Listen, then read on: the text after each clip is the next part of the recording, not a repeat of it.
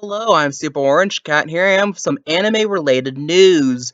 If you haven't heard, a few weeks ago, the president of Gainax, Tomohiro Maki, got arrested for indecent contact charges in Japan with a female minor. And usually I wouldn't want to cover this because it's just kind of like, oh, someone bigwig just gets thrown in prison in Japan. There's plenty of other stuff to cover. But recently, as of the last couple of days, some insight has been given towards the company and some of its business practices that made it pretty interesting and made it something that I really wanted to cover. So, first off, if you don't know, the person who kind of just whistle blew a bunch of Gainax practices, his name was Hideaki Anno. He currently works for Kara, which actually currently owns the rights to Evangelion. More on that in a moment later. And it's kind of always been like this open secret that Studio Gainax has some very questionable practices. In the late 90s, they got some issues for evading taxes.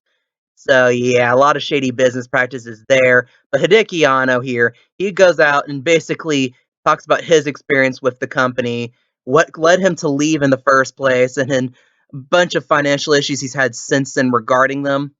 So if you don't know Studio Gainax, some properties that they've created were Cutie Honey, Kari Kano, Fooly Cooly, which is part of my interest in this company in the first place, and of course, Neon Genesis Evangelion.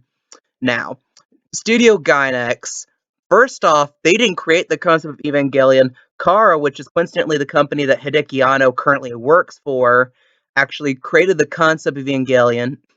However, they sold off the rights to Gainax in the 90s because at that time, Kara was a small company. They didn't really have the manpower to really produce this and to advertise it and do all the business related aspects regarding to it.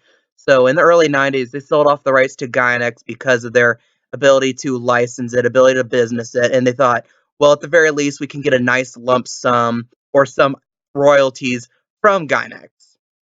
Well, what happened was that few years, like only like a few years ago, there was a controversy over unpaid royalties to Kara with regard to Evangelion. Kara sued, a bunch of legal stuff happened, and now Kara owns the rights to Evangelion and a bunch of back payments too.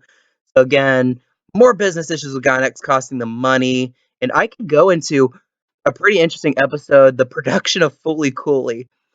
Let's just say a lot of weird stuff happened to production Fully Cooley. A lot of things that should have sunk it. However, it ends up being this accidental masterpiece of a show. That's another video for another day, but again, very interesting story there. But again, back on this company, back on Gainax. Basically, what the general theme of this is Hideki Anno, the whistleblower, would give loans to Gainax or loans to people within Gainax, and what they would do is that they would try to hide their debt. A very common tactic when you hide your debt is to build subsidiaries everywhere to more or less spread out your debt so that if the creditors come looking, then they're like, oh, look, this company just has a small amount of debt, when really they're just hiding their debt every other place, which is technically not illegal, but pretty well known for being a very questionable business practice. And also, there was a whole concept where, aside of Hideki Anno giving money, giving loans out to people within the company, what ultimately happens is that they would themselves take a lot of short-term loans. And this is always very scary because you only take out short-term loans when you need the money absolutely now at absolutely any cost. So what likely means is that they had an immediate credit, immediate debtor. They had to pay off immediately, so they had to take the loan from somewhere else. And of course, the companies who give out these loans, they know why they're going to take these loans. So to take advantage of this, they jack up the interest rate. So basically, it's like, okay, let's say you needed $1,000 now, right? You can take a loan of $1,000. However, in a short amount of time, the person you donated the $1,000 from is going to ask for 2,000, 3,000, like this predatory high rate, which is kind of the business practice. So even if one debtor is satisfied, you are in big debt elsewhere. So basically, Studio Gainax have been doing this for like decades. So and they have all this come out. And there's another interesting story regarding this where Gainax sold the rights to Gunbuster, another one of their animes, in 2014. And at that time, Hideki Anno, beforehand, had offered to buy out the rights to Gunbuster and to Fully Cooley, which more on that in a moment.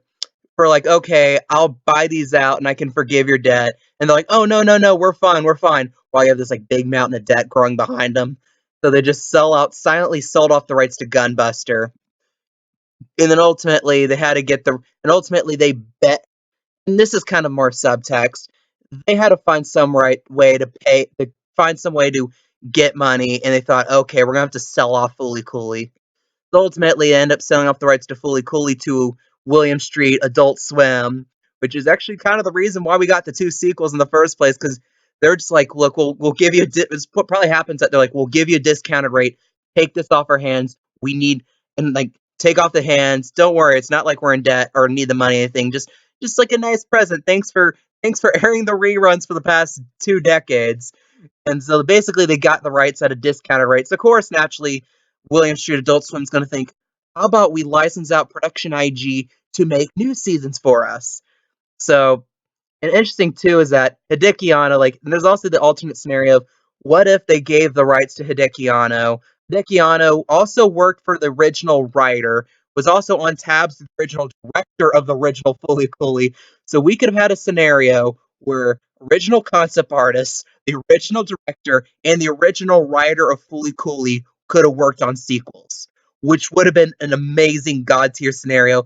But because of Gainax's pride and inability at the time to admit their debts, we didn't get that. And instead, they kind of cheaply threw the rights to Turner, to William Street, to Adult Swim, and they're able to get the original director, I think, of Fully Cooley, but they couldn't get the original writer. And many of the storyboard artists, many of the mini concept artists, all didn't show up either, didn't do the work for the new Fully Cooley sequels, which if you watch the two sequels, you can kind of see where that created distinctions between the high quality, the original Fooly Cooley, and the admittedly watered down, lesser quality, the two sequels. Admittedly, though, alternative, I thought was a good take on the idea. But again, back to this story. Basically, Gainax is in so much debt at this point, and basically, the whole end story ends with Hideaki Anno giving so many loans out to this company, so many loans out to his friends that were still in the company that he wasn't getting paid back on. That he's like, hey, screw it, this company is falling down. They had this Me Too movement. The ball is rolling. Gainax is in every bad grace right now. Might as well just blow the whistle on everything about all the money that I completely blew on this company, on my quote unquote friends in this company.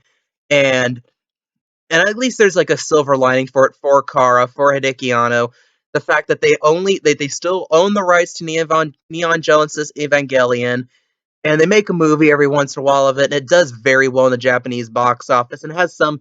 And Evangelion to this day still has great crossover appeal in the United States. If you ask people, some of them will go out and say Evangelion's the best anime in history. I wouldn't agree with that, but I will agree that it is a very formative anime, and it showed that anime could be about deeper topics, could handle these metaphysical themes. It didn't have to be all etchy. It didn't have to be about TNA. You could really have these serious moments, really emotional moments, and really focus on dark aspects and sell that to an American audience as well, and a mainstream audience. But again, silver lining, at least the end for Hideaki Anno, although he sunk a lot of money into this company, a lot of money into this endeavor, and never really got paid off for it. So what do you guys think? What's your opinions on this whole situation? What's your favorite Studio Gainax anime ever made? Leave your comments down below. If you like this content, if you want more anime news content like this, please like this video. Please subscribe, and of course, hit the notification button. I am Super Orange Cat, and that is all.